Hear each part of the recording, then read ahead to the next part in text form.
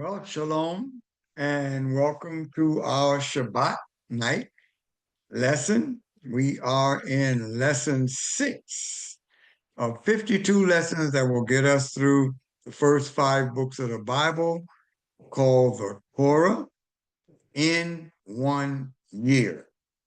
So we're going to have to juggle some things as holidays come and make sure that we get an opportunity to give each lesson the time it deserves. So, with that, I want to say again, shalom, and welcome to lesson number 6.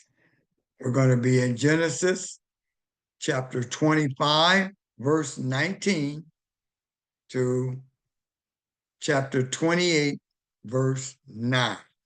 So, we're going to go into these lessons on tonight, and we're going to have a great time.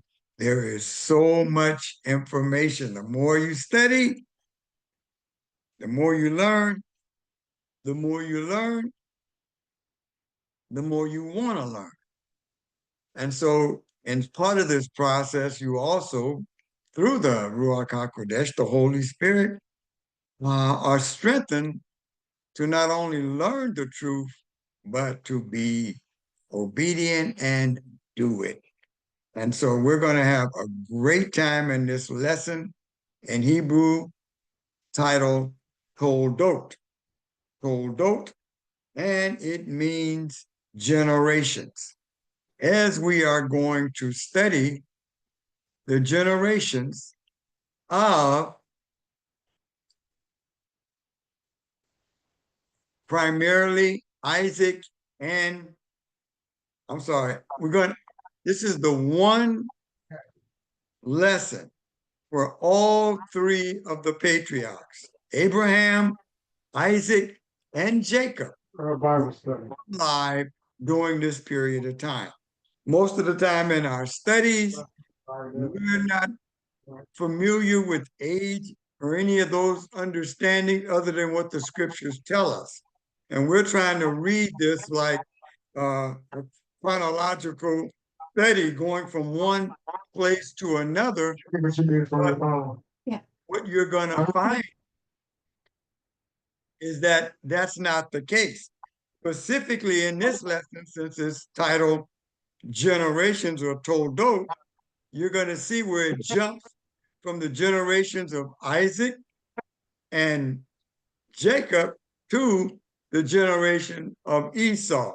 And so in going back and forth, the way the scriptures read, you can get kind of confused with the whole element of time because of the way we normally study a book, which means it has a progression to it.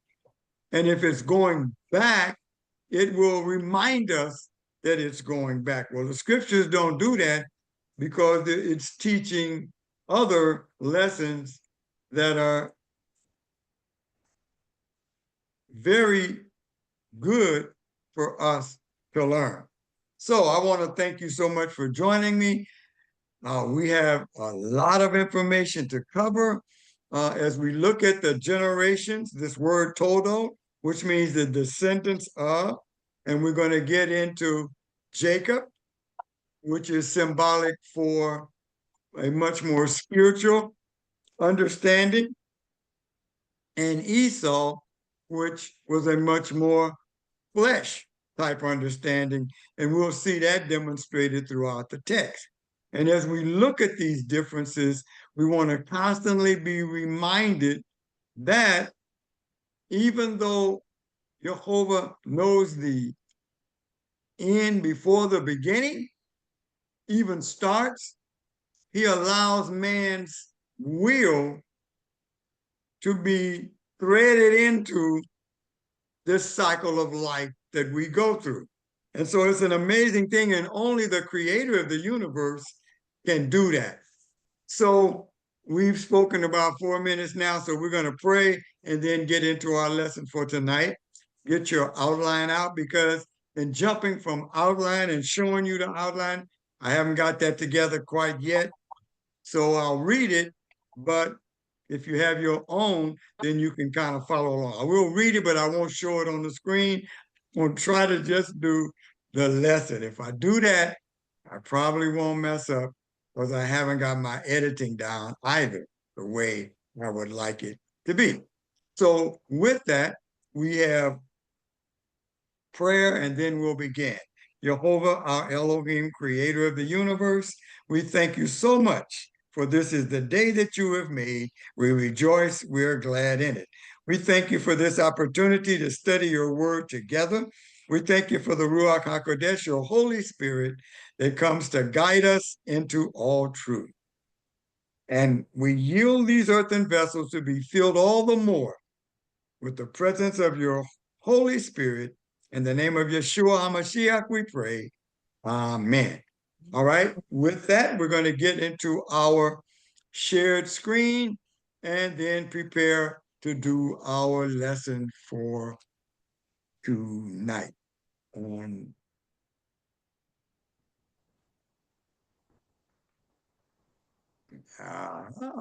All right. So let me move this up a little bit. All right. So now we have on our screen, I'm going to get into my slide presentation shortly. But once again, in our general overview of the outline I sent you, now remember those outlines are just kind of give us some important points that we want to make sure we touch on in this lesson. In the general overview of the outline, it says in this week's reading of Toldot, once again, which means generations or lineage, we get into the discussion of Jacob and Esau as they're going to be born. We're also going to see that Isaac is going to relocate to Philistine, a southern area of Israel along the coast, and he will be cautioned while he's there. He's going to dig some wells, and there's going to be friction between the people of the land along with this vast man of wealth and power, Isaac or Isaac. And so Rebecca and Jacob are going to successfully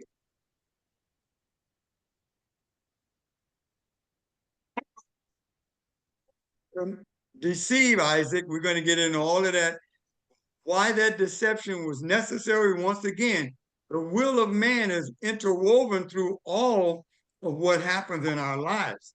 And so it's not that happened with the deception of Isaac, but it was something that did transpire, and based on the understanding that Rebecca, somebody's giving me feedback, so make sure you mute yourself because I'm getting feedback. I'm hearing something in the background like a radio or TV. So with that, we're going to see that they're going to trick Isaac into, Rebecca and Jacob are going to trick Isaac into giving them the blessing, even though while there's a battle in her womb, she gets instruction that there are going to be two nations, but the younger is going to rule over the older. And remember, these are twins. There was no long time between the birth of these two. So we're going to see these things brought out in our lesson. So let's get into our slide presentation. And then we're going to go through the first section, which is going to be from Genesis 25, verse 19, all the way to Genesis 26, verse 5. So we're going to have two slides to cover this amount of information. Now for the second section, the third section, and the fourth section, there's only one slide because there's a small number of verses. Then we get to the fifth section, which is the major section along with the first section. And we're going to see in that fifth section, there'll be 3 slides, and there's going to be a lot going on in the fifth section. Then we have the sixth section, which I believe is 1 slide. No.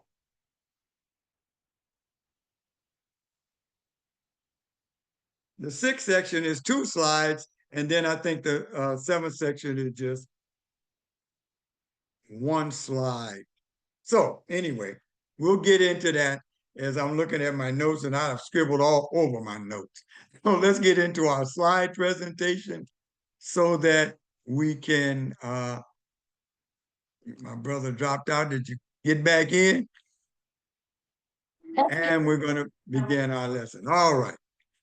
Okay. So this is lesson 6. This is November 29th. And if I know it's in my last slide that next Friday we won't have class because there's a wedding between Devian and Jade, and that's in the afternoon. So there's no point in trying to rush back and have a class. Next Friday, there will not be a class, and I'll try to make it up at some point because we're going to be continuous in lesson 7, but we're going to have to do 7 and 8. At some point, I'm going to have to do 2 in a week.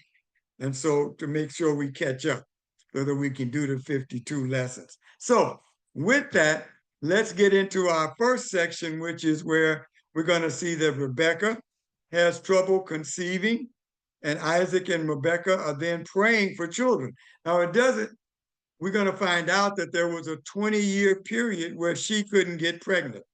Very similar to many more years for Sarah, but she all had a problem becoming pregnant. And then we're going to see that the wife of Jacob, the one he really loved, the one he went to marry, Rachel, also is going to have problems in getting pregnant. And so we'll see that all 3 of the patriarchs' wives had problems getting pregnant. And the way that it's taught is basically that the Creator, Jehovah, was demonstrating that these plans are his plans and that he's interwoven everything into his plan, but that it's a special birth that we're talking about when we talk about the birth of Isaac and the birth of Jacob. It's a special birth, and Esau is included because there were twins. So in this first section, they pray, and it doesn't mean they started praying in the 20th year. They would be praying throughout. Because one thing we're going to understand is Isaac married at 40, but normally in Hebrew society, the young lady would be right after her menstrual cycle, so she would be a young teen. So she could be 15, 16 years old. So in most cases, when Jacob married Rebecca and he was 40, she would most likely be like 15. So in 20 years, she would then be 35 and he would be 60. And so be conscious of that as we're going through, because remember, all of this is important in understanding the story.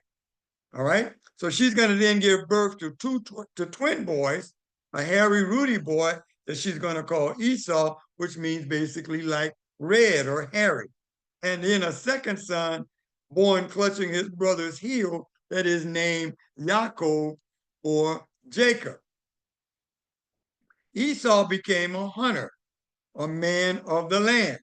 All right. While Jacob is called, in the notes, it says an honest man who frequented the schools of Torah.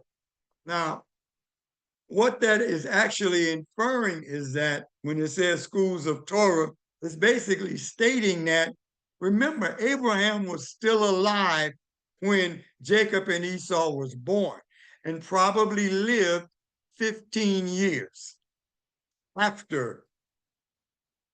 They lived 15 years before the death of Abraham. So when it says that he frequented schools of Torah or Torah study, most likely he frequented with Abraham and stayed with Abraham for periods of time to learn and understand the history of the people and all of those things. While Esau didn't care about that, he liked the rugged outdoors. And so he didn't want to take time to study those things. And we see that by the fact that he will give up his birthright. So while Isaac favored Esau, which is a strange thing, but what you'll learn in reading other things that correspond to the lesson is that certain things that were taught to Rebekah, evidently she did not reveal these things concerning the birth problem she was having and what transpired. And she also didn't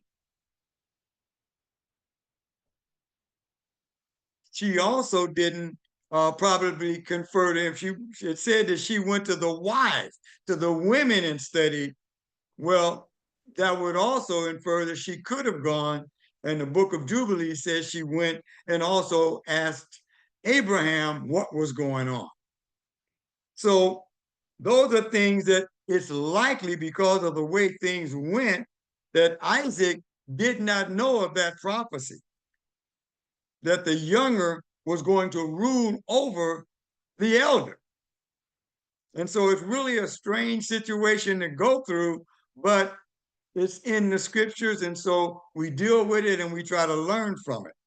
Then we're also going to see that Jacob agreed to Esau's request. In this one section, we're going to get to where Jacob is going to agree to Esau's request, once again cementing the fact that Esau did not concern himself with the rights of the firstborn, because he was willing to give it up for something to eat.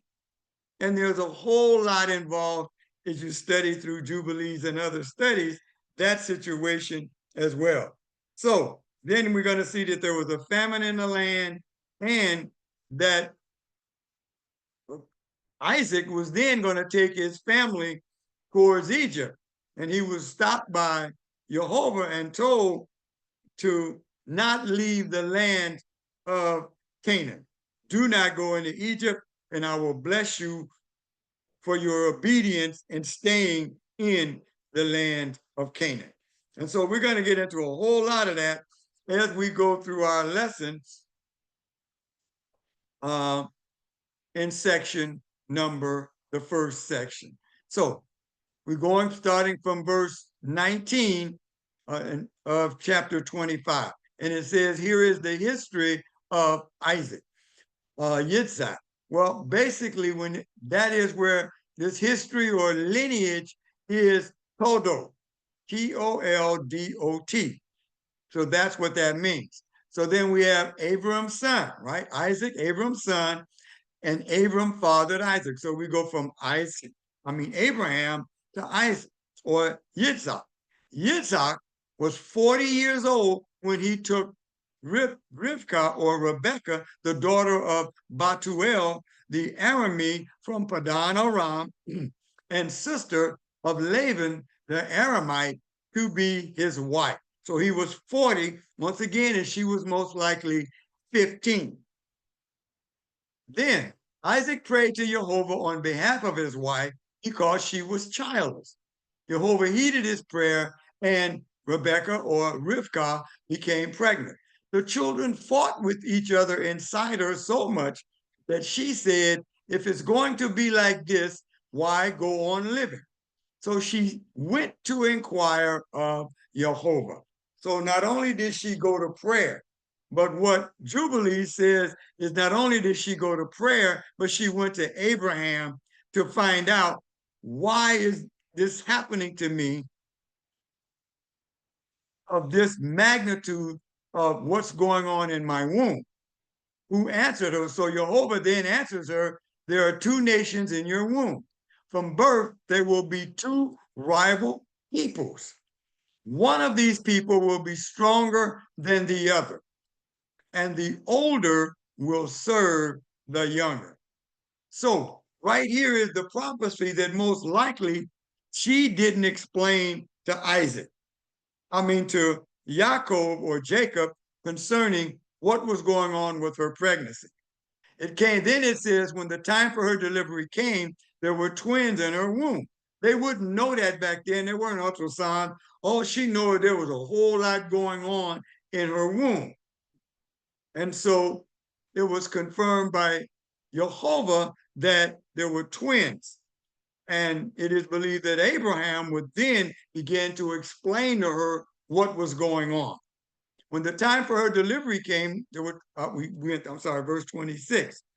Then his brother emerged. First was Esau, completely formed. In other words, he was very hairy.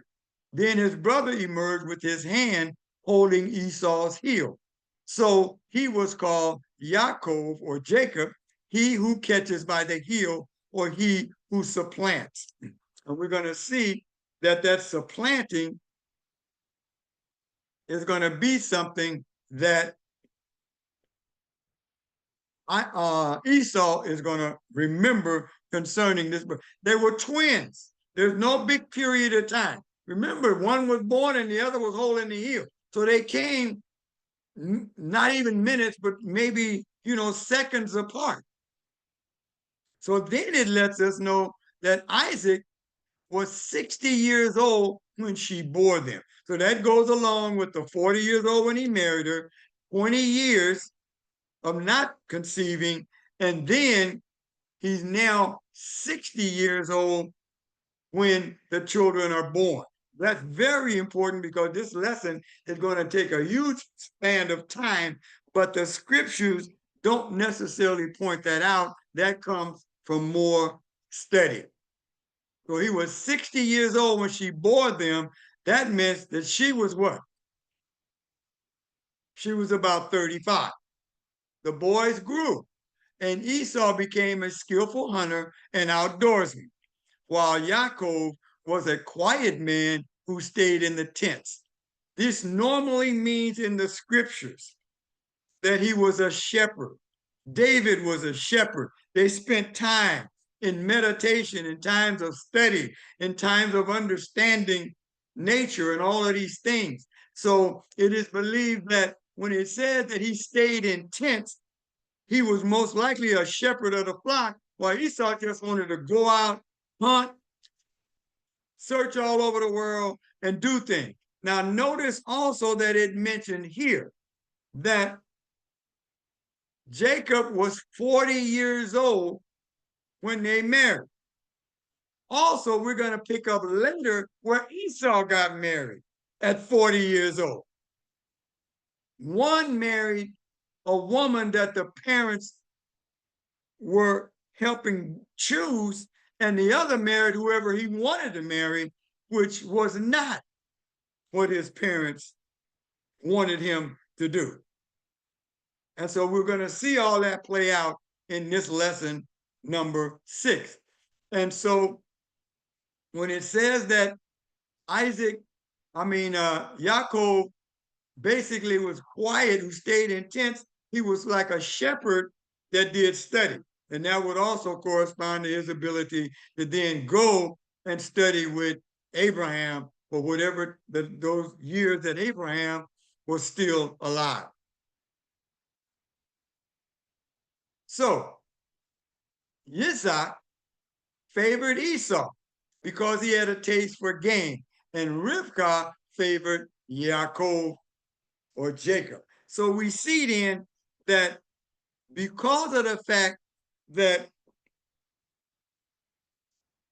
Rebekah had time to be with Abraham, she had an understanding much more of the fact that the favorite son was going to be Yaakov.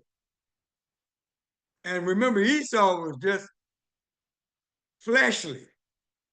All he cared about pretty much was going out and doing whatever he wanted to do, and didn't want to take the time to really understand the Toldot or the history of the people and those kind of things. He didn't care about that. In the second slide of this section, verse 29, it says, one day when Yaakov had cooked some stew, Esau came in from the open country exhausted. There's a whole lot in there, but when a person went out and hunted, he didn't have no Jeep or nothing, remember?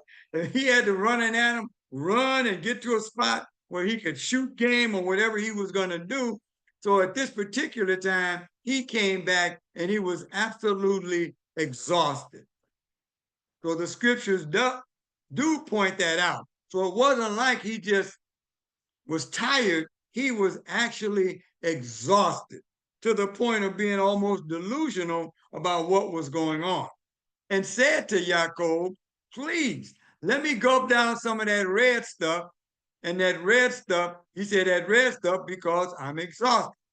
This is why it also he was called Edom or Esau, Edom, red, and this lentil stew was red. Yaakov answered, verse 31, first sell me your rights as the firstborn.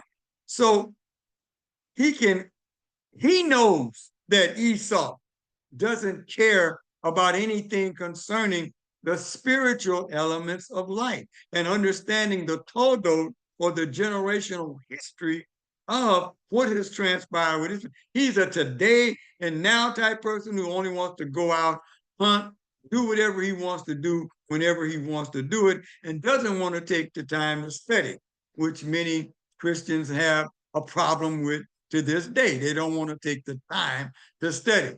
So Yaakov then says to him, first sell me your rights as the firstborn. Now, the rights of the firstborn, Esau should have understood much more that also meant you were like going to be the spiritual head of the family of Isaac. But he didn't even care. So he says, look, I'm about to die. He's delusional. He says, I'm just okay. I'm okay. What used to me are my rights is the firstborn. Everything is designed along the line of the flesh and satisfying fleshly or what we call the lower level of man cravings. Yaakov said, first swear to me. So he swore to him, thus selling his birthright to Yaakov for some stew. He gave up the right of being the firstborn and the priest of the family after the death of Isaac. Then Yaakov gave him bread and lentil stew. He ate and drank, got up, and went on his way. Thus Esau showed how little he valued his birthright. That meant you were going to get double what the other children, other descendants would get. But in line with that, you were going to study, you were going to understand and be able to speak the oral history of your people, of your father, of your grand. You're going to be able to speak all of that, and you were going to be like the priest of the family. He didn't have any desire for any of that. A famine came over the land, not the same as the first famine, which had taken place when Abraham was alive. Isaac or Isaac then went to Gerar to Abimelech, king of the Philistines. So he's going towards Egypt.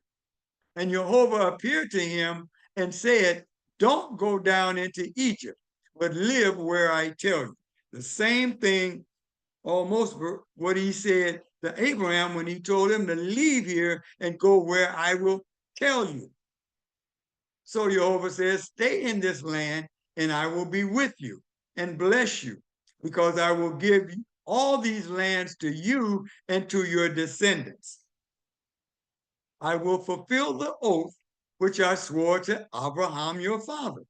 I will make your descendants as numerous as the stars in the sky. I will give all these lands to your descendants, and by your descendants. So this is all about that what? Toldot. You see it filtering throughout this lesson, that word, descendants. He says, I will make your descendants as numerous as the stars in the sky. I will give all these lands to your descendants, and by your descendants, all the nations of the earth will bless themselves.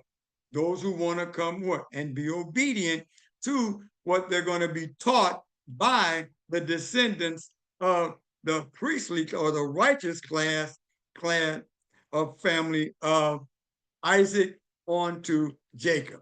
He says, all this because Abraham heeded what I said. So Jehovah is now telling him that because Abraham did what he said, he has made a promise to Abraham and he's going to fulfill it.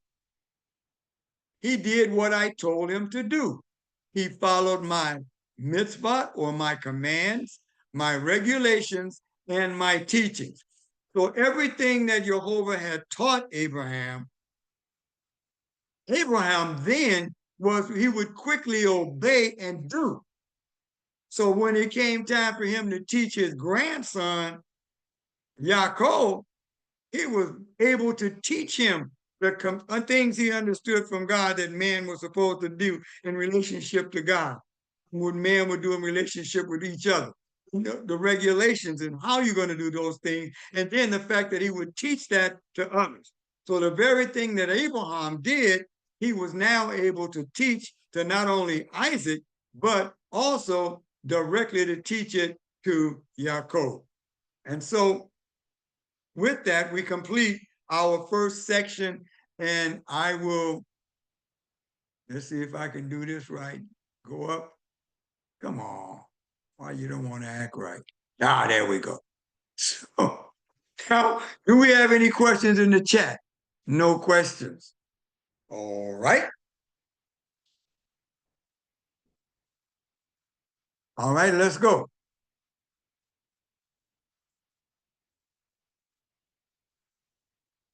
Come on. Let's go here. Aha. All right. So now we're going to go into our second section. And in the second section,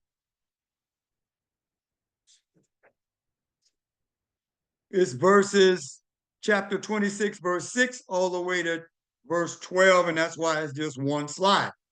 And we're going to find out in this section that Isaac is going to settle in Philistine. And when the townspeople inquire regarding his wife, he's going to tell them the same thing, that she was his sister, fearing that otherwise the Philistine would kill him in order to take Rebekah. Eventually, Abimelech, remember that word is like Pharaoh. It's not the name of the person, it's a title. So Abimelech, the king of the Philistines, noticed that Rebekah was Isaac's wife, and though he reprimanded Isaac, he issued a decree that no one would touch them because his father had made a pact with Abraham. So now he understood the power that this family had and the blessings of the Creator to this family. So he understood that. And so he then says, nobody better touch them. All right. Then while in Philistine, Isaac is going to plant crops, and he's going to get 100 times more than a field's normal yield. Normally, a field would yield about 30% of all the seeds planted might yield. Well, he's going to get 100 times that. So, I mean, it's just going to be crops everywhere. So now we'll get into section 2, verses 6 through 12 of chapter 26. So Yitzhak settled in Gerar. The men of the place asked him about his wife, and out of fear he said, she is my sister. He thought, if I tell them she's my wife, they might kill me in order to take Rivkah or Rebekah. After all, she is a beautiful woman. I'm certain that Abraham had talked to him about these things and instructed him that this is how the history was done. Now, it was an oral history. And so in most cases, this was told to him and he would have to remember it. But one day after he had lived there a long time, Abimelech, king of the Philistines, happened to be looking out of a window when he spotted Yitzhak caressing Rivkah or Rebekah, his wife. Abimelech summoned Yitzhak and said, so she is your wife after all. How come you said, she is my sister? Yitzhak responded, because I thought I could get killed because of her. Abimelech said, what is this you have done to us? One of the people could easily have slept with your wife. So it's kind of co-signing what he thought would happen. But the only thing he said, they wouldn't kill you. But in fact, that is normally what took place. And you would have brought guilt on us. Then Abimelech warned all the people, whoever touches this man or his wife will certainly be put to death. And that's the same thing that transpired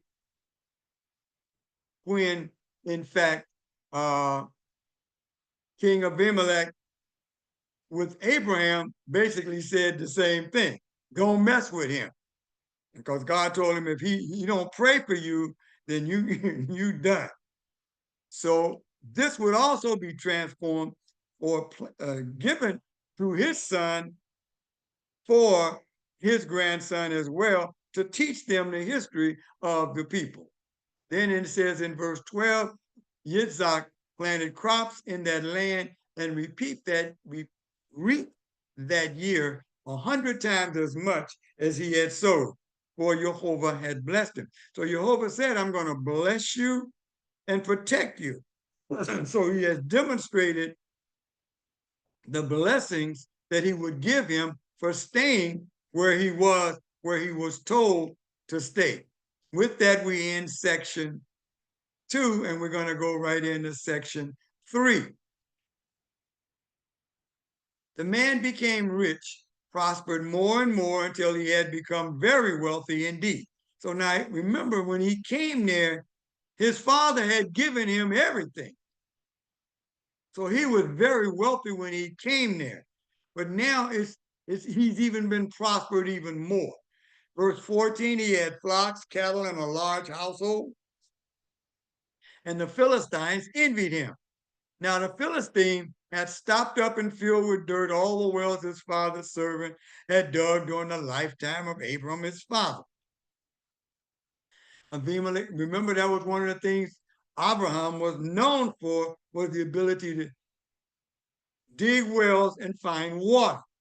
He was known to do that, and that's why his herds could be as large, and he would have enough crops to feed these large flocks, because he was finding water where he could then plow the land, water the crops, and his cattle as well.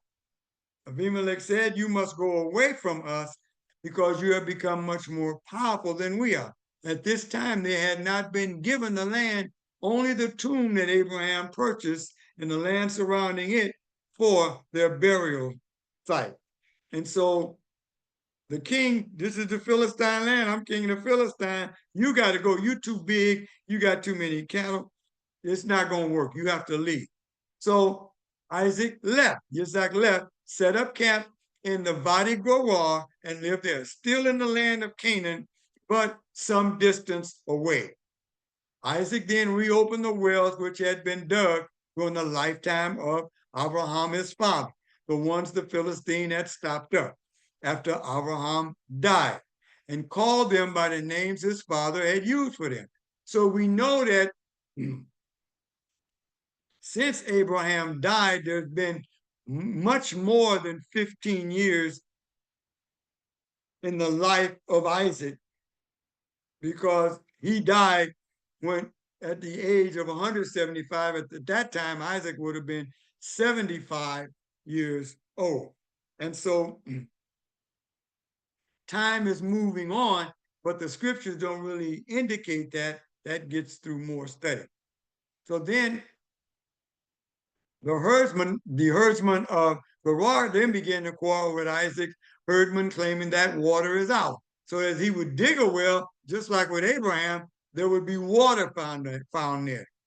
So, but then the people of the land, because the land he couldn't claim as my land, because it wasn't given to him yet. So they quarreled with him. So he called the well Esed, which means to quarrel, because they quarreled with him. Then he dug another well, and they quarreled over that one too. So he called it Sitnah, or enmity, or strife. They're still fighting, in this peace that I've been looking for, I haven't found yet. He went away from there and then dug another well, and over that one, they didn't quarrel. So now I guess the word had got out, you better leave this man alone, and now there is peace. So he called it Rehovot, which means wide open spaces, and said, because now Jehovah has made room for us, and we will be productive in the land. So now the wells that he digs from this point on are going to be considered his, and he would even become more wealthy with more animals and be able to have the produce to feed his family, his servants, and all of his cattle. So that then ends the third section, which was from verses 13 to 22. Now we're going to go into the fourth section, and we're going to get into verses 23 through 29. And after that, we will see if there's any questions. If you got any questions, put them in the chat and we'll go over them. From there, Yitzhak went up to Beersheba. Remember what? That's going towards the north now. Jehovah appeared to him that same night and said, I am the Elohim of Abraham your father. Don't be afraid, because I am with you. I will bless you and increase your descendants for the sake of my servant Abraham. So there's been time that's passed.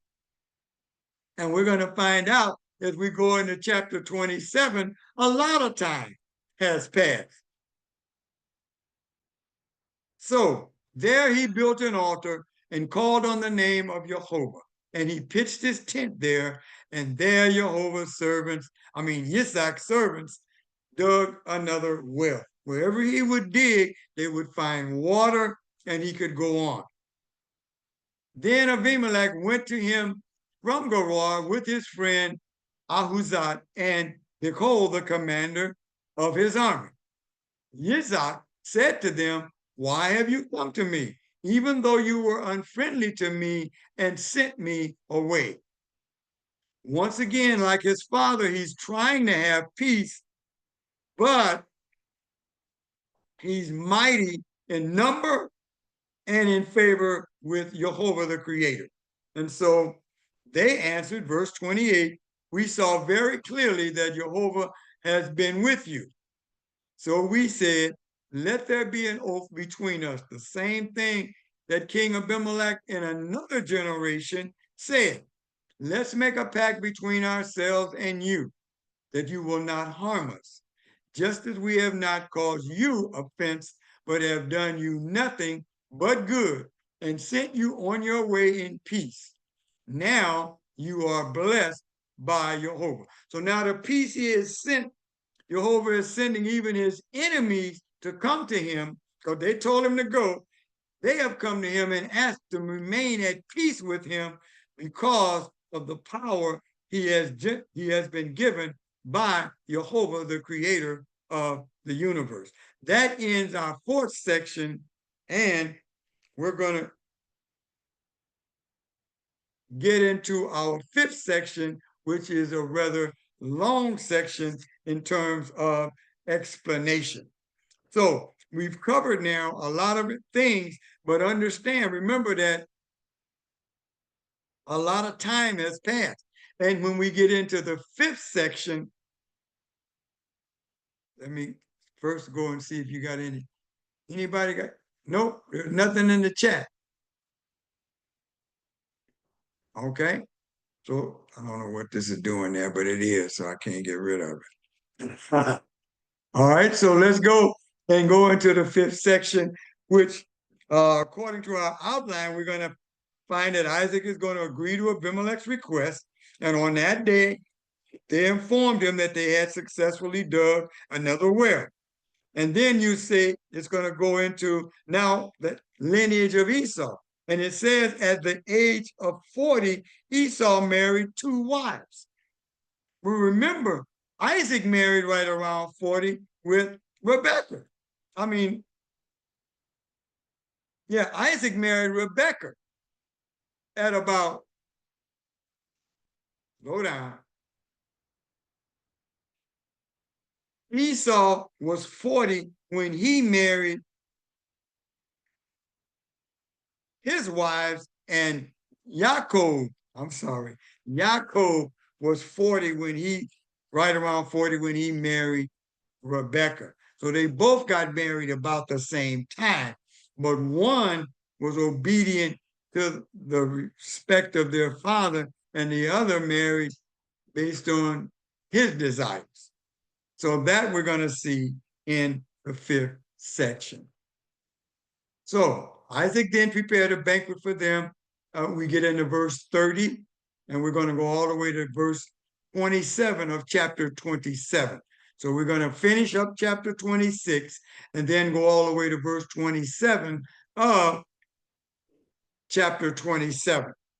So Isaac prepared a banquet for them, and they all ate and drank. The next morning they got up early and swore to each other. Then Isaac sent them on their way, and they left him peacefully. So the peace that Jehovah promised was granted at this point. That very day, Isaac's servants came and told him about the well they had dug. We have found water. So he's going to settle in this location for a while. So he called it Sheba, or the oath of seven. Once we get to Beersheba, was the well of seven, the place of seven wells. And for this reason, the name of the city is Beersheba, well of seven, well of an oath to this day. And when Esau was 40 years old, remember now they jumped back to the life of Esau at the same time that Jacob was marrying Rebekah. He's going and getting married to women. 40 years old. He took two wives.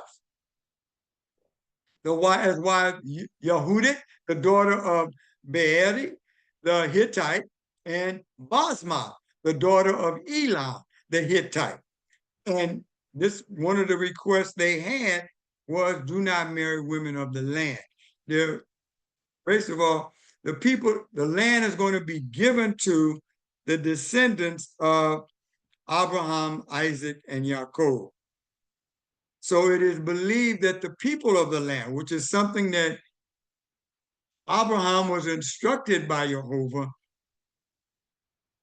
were going to be driven from the land. In other words, they were going to be judged for their misdeeds and their misbehavior. And so to marry a woman from that particular group would be a problem. So they were told not to marry a woman from the land, because these people of the land are going to get so evil that Jehovah is going to drive them out of the land and give it to the descendants of Abraham, Isaac, and Jacob. So he says, the Hittite and Basmat, the daughter of Elon, the Hittite. But they became a cause of embitterment of spirit to Isaac, Yitzhak, and Rebekah or Rivkah. So we see that they had instructed their sons, not to do that. But Esau, who basically does what he wants when is guided not spiritually but fleshly, went ahead and married two Hittite women. Then it says in verse 27, in the course of time, after Yitzhak had grown old and his eyes dim. Very important part of the text, because now we want to get into a framework. How much time has transpired? How much time has transpired? And it is believed that at this time, through study from going further in the scriptures and coming back and backtracking, that Isaac would have been about 130 years old. He's grown old and his eyes dim. Once again, there was a problem with why his eyes grew dim. His father's eyes didn't grow dim. His son Yaakov's eyes didn't really grow dim. And not only that, if this was he's 130 years old, then he lived to be 180. So even though he had grown old and his eyes dim, this speaks to the fact that there was a problem of his protection of Esau, to the point of where it demonstrates he couldn't see. So now his eyes are actually growing dim and he's becoming blind so that he couldn't see. So he does what? He calls Esau his older son and said to him, my son, and he answered, here I am. Look, I am old now. I don't know when I will die. So if he's 130, then basically his sons would be right around 70 or so years old. So they're not little lads. They've been married for a while, have had families.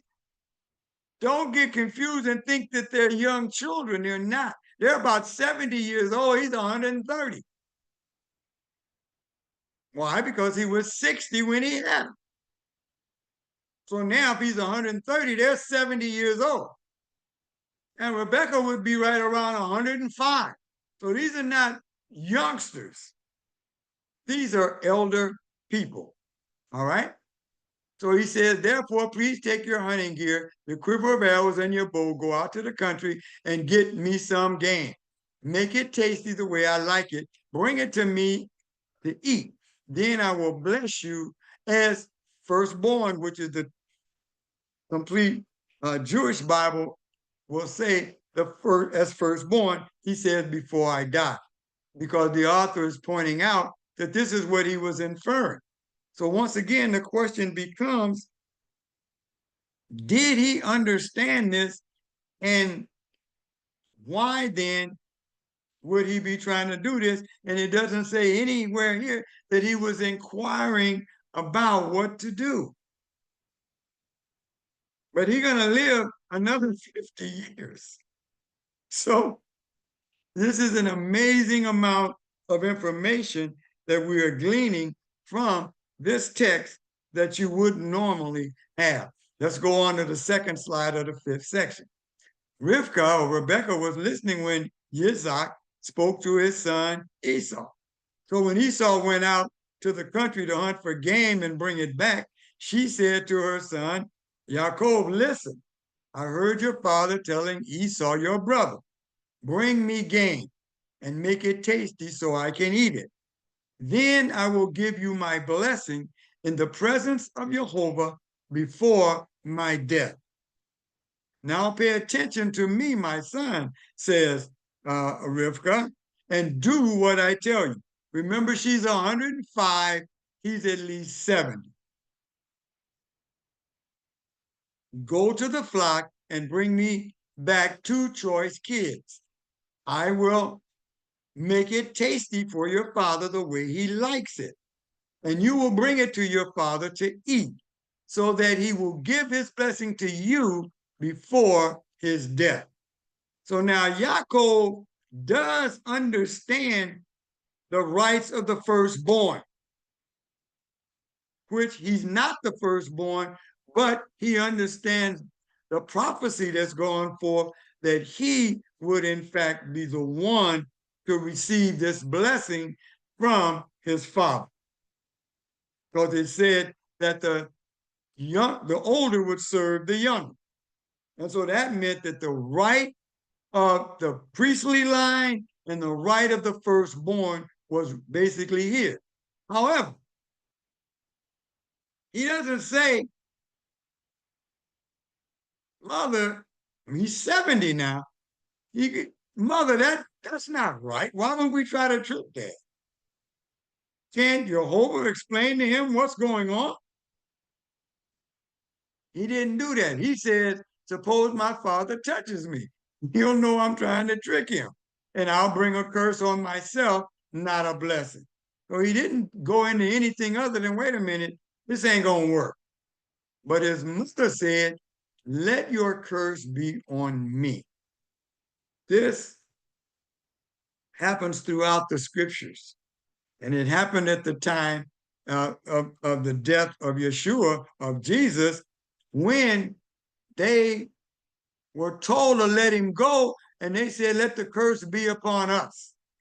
All the religious leaders said, let the curse be upon us, and it was. Because about 40 years later, the whole city was destroyed. So the curse did come up, and most likely she died before her son came back to the land. She said, just listen to me and go get me the goats. So he went, got them, and brought them to his mother, and his mother prepared them in a tasty way his father loved. Next, Rivka took Esau, her older son's best clothes, which she had with her in the house, and put them on Yaakov, her younger son. And she put the skins of the goats on his hands and on the smooth parts of his neck.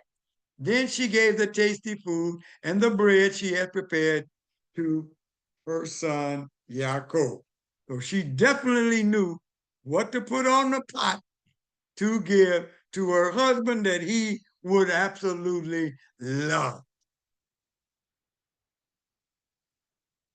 So Yaakov went to his father and said, "My father." And he replies, "Here I am." "Who are you, my son?" Yaakov said to his father, "I am Esau, your firstborn. I've done what you asked me to do. Get up now, sit down, eat the game, and then give me your blessing."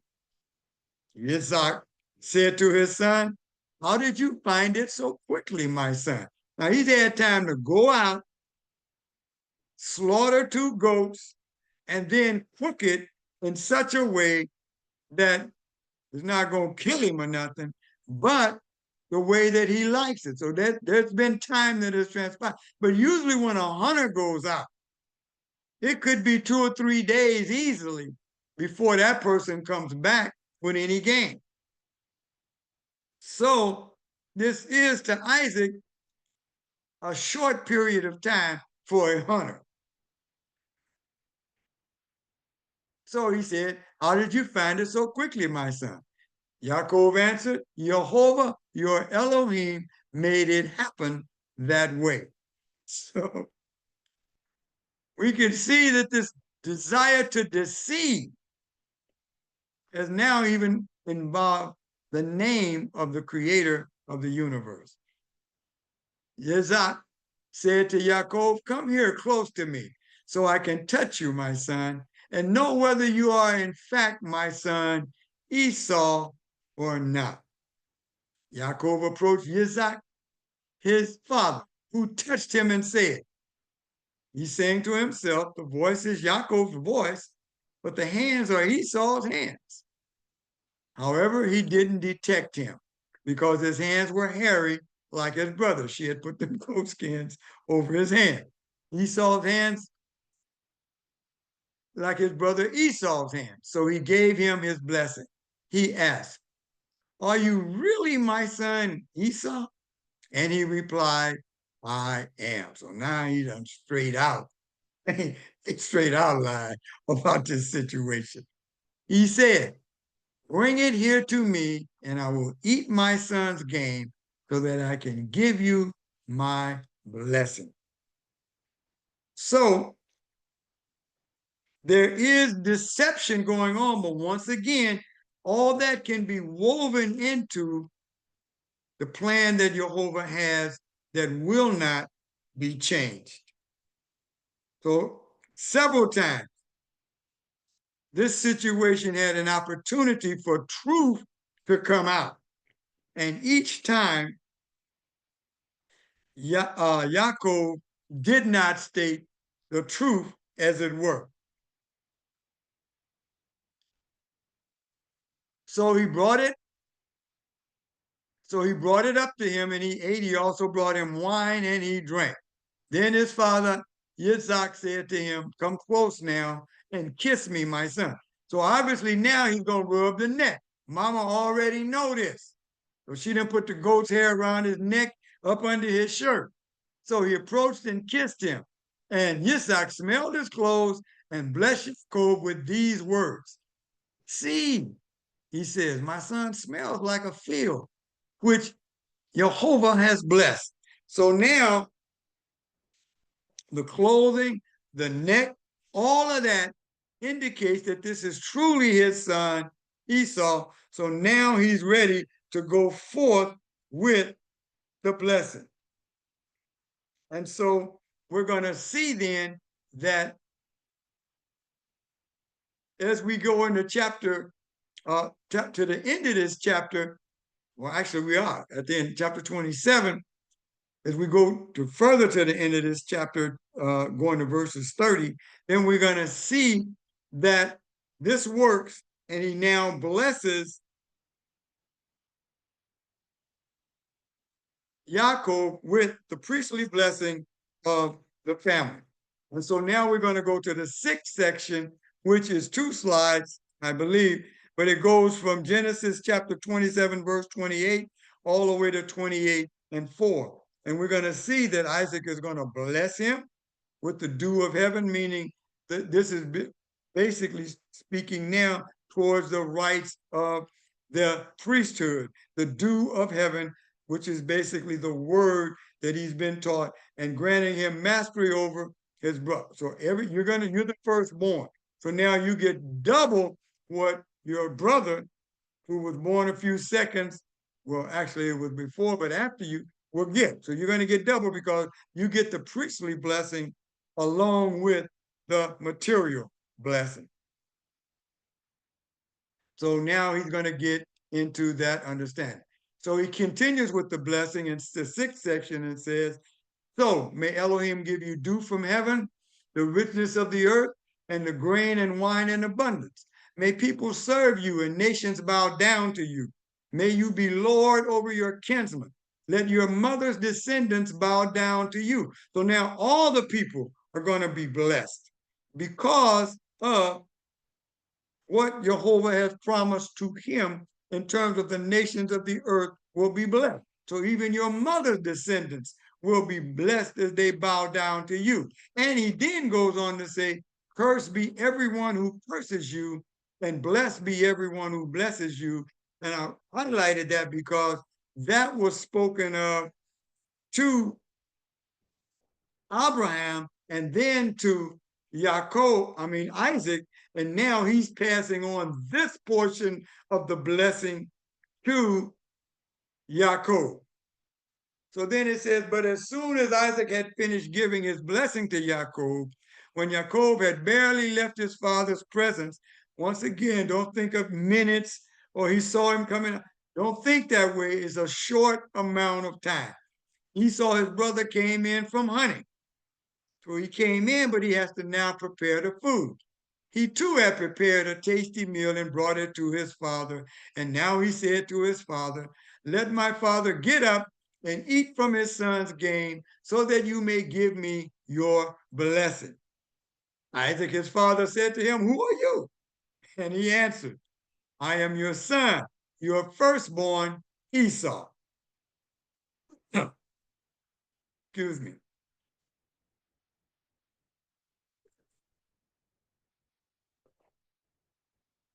Yitzhak began trembling uncontrollably and said, then who was it that took game and brought it to me? I ate it all before you came, and I gave my blessing to him. That's the truth, and the blessing must stand. So he's not even dealing with the deception or anything else. Right now, he says, I blessed him, and then basically I asked Jehovah to back what I said. So he must be then the one who is going to be the heir to this blessing. So he says, I can't change it. Then Esau heard his father's words, and he burst into loud and bitter sobbing. Father, bless me too, he begged. He replied, your brother came deceitfully and took away your blessing. I can't change. He's not going to change it because he's already made a vow in the words using the name of Jehovah. Esau said, his name Yaakov means to supplant, and it really suits him because he has supplanted me these 2 times. Remember, the first time it was just about eating. And he acted like he was so hungry he was going to die and gave his birthright away. He didn't take it from him. He willingly gave it away. This time there was deception, but remember the first time you gave it away. So he took away my birthright, says Esau, and here, now he has again taken away my blessing. So there's the spiritual and the physical. Then he asked, haven't you saved a blessing for me? Yitzhak answered Esau, look, I made him your Lord. I have given him all his kinsmen as servants, and I have given him grain and wine to sustain him. What else is there that I can do for you, my son? Esau said to his father, have you only one blessing, my father? Father, bless me too. Esau again weeps out loud, and Yitzhak, his father, answered him, here, your home will be the richness of the earth and the dew of heaven from above. You will live by your sword, and you will serve your brother. But when you break loose, you will shake his yoke off your neck. So in other words, you got to get over this bitterness that you have now acquired, because he is the spiritual head of the family. And soon as you get over the bitterness, it's kind of like what Jehovah told Cain. Look, sin is crouching at your door. If you don't do what's right, then sin will master you. Well, here Isaac is basically telling his son Esau the same thing. That blessing states that this is what's going to happen. However, that's still your brother. So get rid of that bitterness, and you will be free to, in fact, reap the blessings of the richness of the earth and the dew from that. That would be your spiritual act that you have not demonstrated, obviously, to this point. Then it goes to verse 41. Esau hated his brother because of the blessing his father had given him. Esau said to himself, the time for mourning my father will soon come, just like with Cain.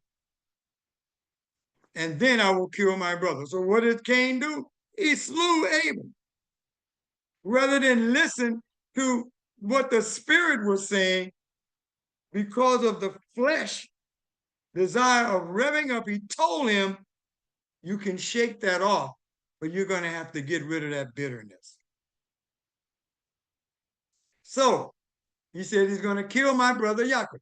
But the words of Esau, her older son, were told to Rebekah. So one of the servants heard. He sent for Jacob, her younger son, and said to him, remember, he's still 70. Here your brother Esau is comforting himself over you by planning to kill you. None of them know that Isaac is going to live 50 more years.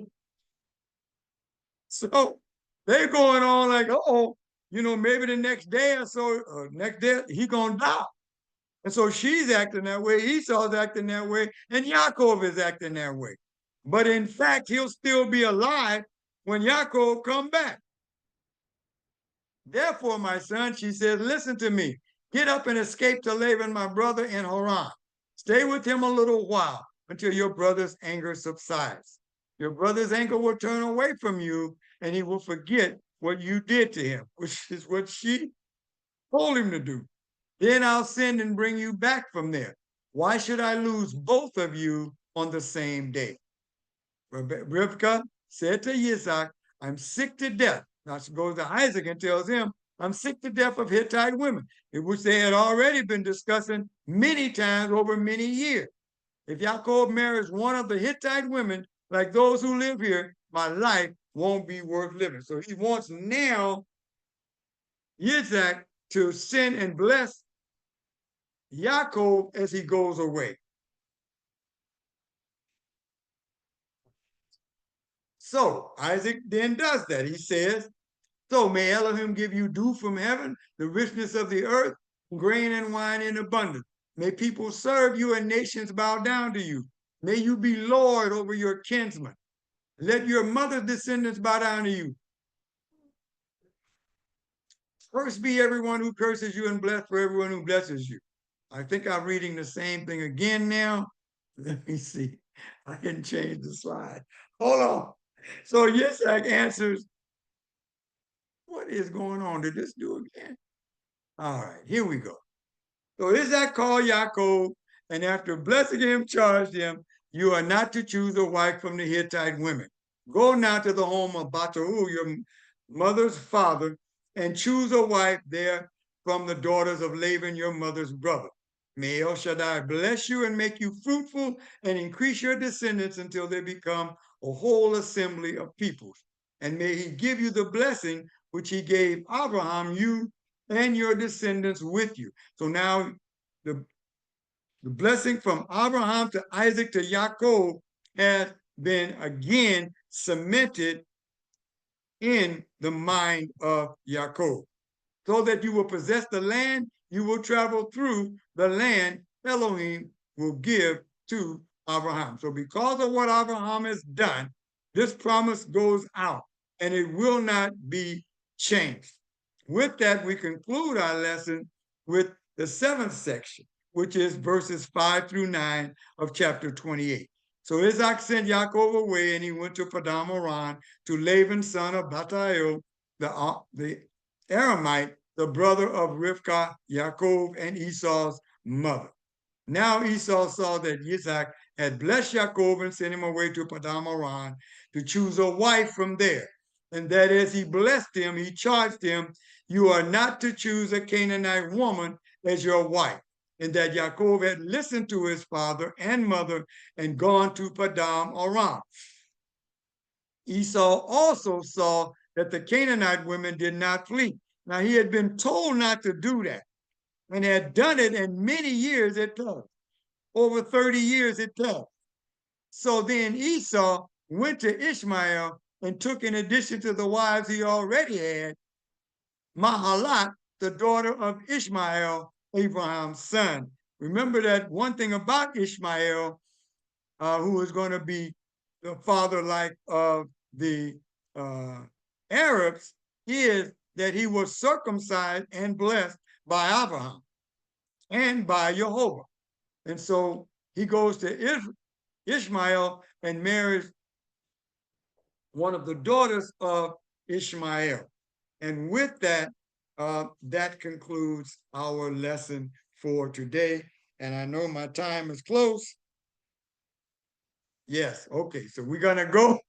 Next time, our next class will be on the 13th because I do have a wedding on next Friday to attend. So next Friday, we won't have a class, but we will catch up. After these holidays go, we will catch up with our lesson. So next week, we should be on lesson 7 next week, and then the following week 8, but in 2 weeks, we will be on lesson 7, and we'll catch up as we go. But the main thing to do is remember, even if you miss, go over the scriptures.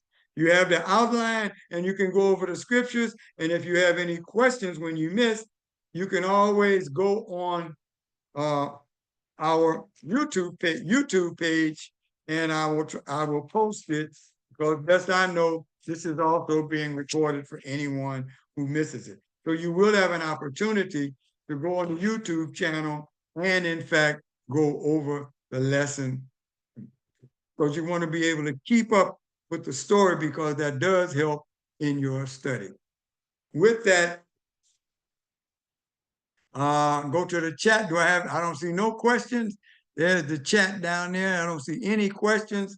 So with that, we will give the priestly blessing of Numbers, chapter 6, verses 24 through 26. May Jehovah bless you and keep you. May Jehovah make his face shine upon you and be gracious to you. And may Jehovah lift up his countenance upon you and give you peace. Through all I say, Shalom, and I will see you, some of you tomorrow, the rest of you, I will see you for the lesson in 2 weeks. Shalom.